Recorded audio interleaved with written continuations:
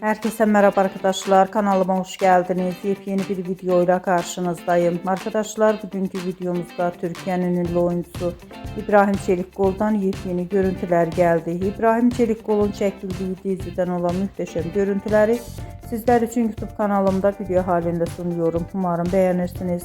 Arkadaşlar, videomu beğendiyseniz kanalımı izlemeyi ve bildirim butonuna basmayı unutmayın. Şimdilik benden bu kadar olsun. Yeni videomuzda görüşmek üzere. Hoşça kalın.